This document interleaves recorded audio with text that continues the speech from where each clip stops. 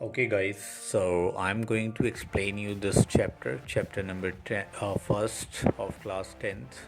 The chapter name is Real Number, and I'm going to explain you the first question of exercise 1.1. Use Euclid division algorithm to find the HCF of 135 and 225. It's as easy as divide, but the students take it so hard and they unable to understand sometime.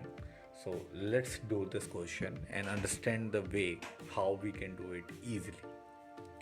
First of all, we need to do a division of 225 by the number 135. So we will take 135 multiply by 1, and then what will be the number we can add over here to make it 225. So 135 1 ja 135, and we will minus from 225 plus number 135, so we will get 90 over here. So if you want, you can just go ahead and add both the numbers and you can find the same number over here.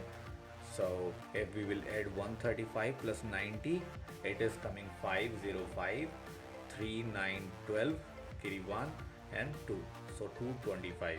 So we will do over here by using Euclid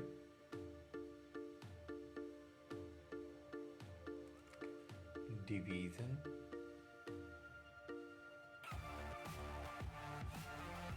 because 90, which is the remainder, is not equal to 0, as we have the condition that we should make it remainder as 0.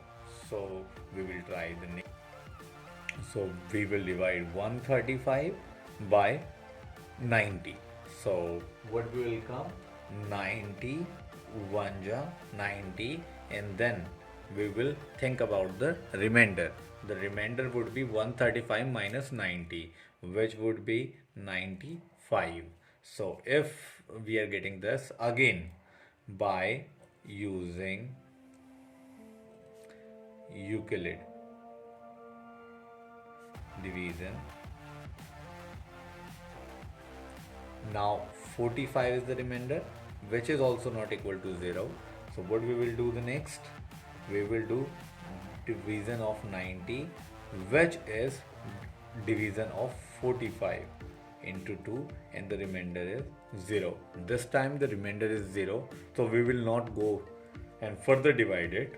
So finally we can write HCF of 135 and 225 is 45. Now we will do it in alternate method as well, by which we can say this HCF is correct. So let me explain you by this, by a simple division method. 225 and 135. 135 1 ja 135, 0, 12 out of 3 9. Then we will divide 135, 90 1 ja 90, 5 4. Again we will divide 2 ja 90, which is becoming 0. The main motive is to make it the remainder 0. Then we are getting this is our HCF by the division method.